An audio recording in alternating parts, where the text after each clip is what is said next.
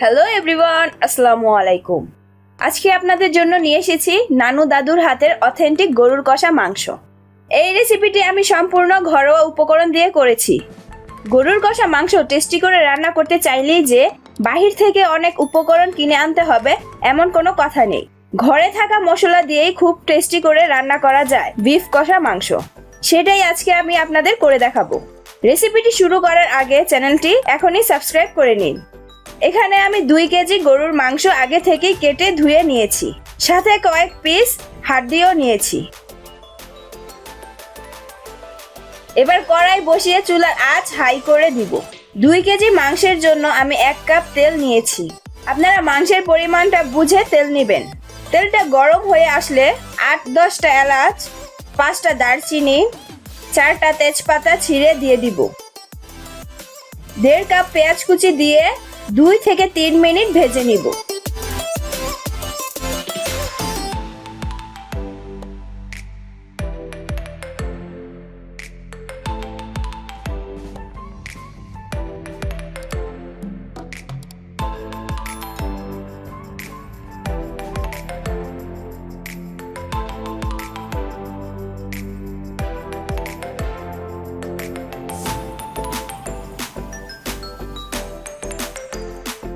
দুই থেকে 3 মিনিট ভাজা হয়ে গেলে 3 টেবিল স্পুন আদা রসুন বাটা, 1/3 কাপ হলুদ গুঁড়ো,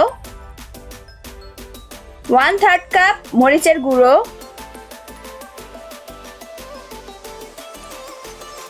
1/3 কাপ ধনে গুঁড়ো, লবণ স্বাদমতো দিয়ে ভালো করে মিক্সড করে নিব।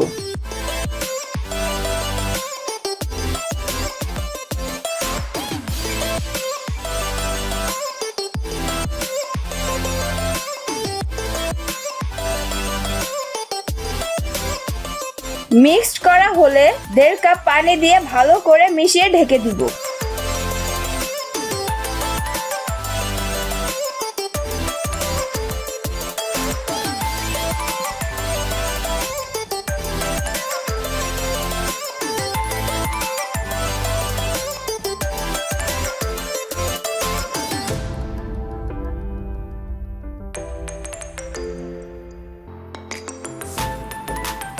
দুই মিনিট পর ঢাকনাটি উঠিয়ে যখন দেখব মশলায় তেলতেলে ভাব চলে আসছে, তখন মাংসগুলো দিয়ে দিব।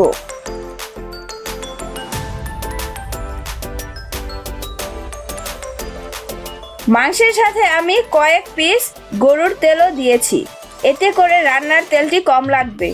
আর তেলের যেই দাম, আমি আপনাদের প্রেফার করব গরুর তেল দিতে, কারণ এটা সবাই আমরা কম বেশি দিয়ে থাকি।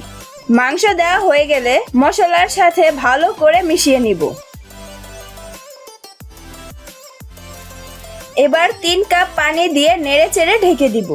আমি আবারও বলে দিচ্ছি, আমি এখানে 2 কেজি মাংস অনুযায়ী মশলা দিয়েছি। আপনারা যে পরিমাণে মাংস নেবেন ওই অনুযায়ী মাংসের মশলাগুলো দিবেন। এবার 15-20 মিনিট ভালো করে কষিয়ে নিব। এর মাঝখানে আপনারা একটু নেড়ে দিবেন। 15 মিনিট পর যখন মাংস এই পর্যায়ে চলে আসবে, তখন মাংসটা সিদ্ধ করার জন্য 1 কেজি পানি দিয়ে দিব। এতে করে মাংসগুলো ভালো করে সিদ্ধ হবে। এবার ঢেকে দিব। এই পর্যায়ে চুলাটি মিডিয়াম আঁচে থাকবে। মাংসগুলো ভালো করে সিদ্ধ করার জন্য 1 ঘন্টা অপেক্ষা করব। গরুর মাংসটা সিদ্ধ হতে একটু সময় বেশি লাগে, তাই ঘন্টাখানেক অপেক্ষা করবেন, কিন্তু এর মাঝে মাঝে একটু নেড়ে দিবেন।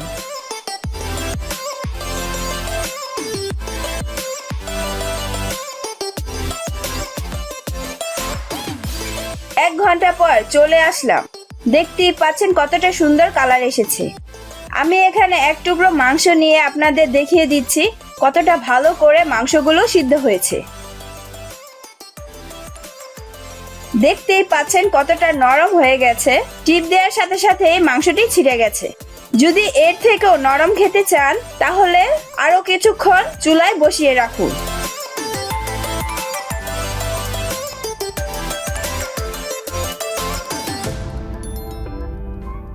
আমার জন্য এটাই পারফেক্ট হয়েছে, তাই এখন এতে 1/2 টেবিল স্পুন ভাজা জিরের গুঁড়ো দিয়ে দিব।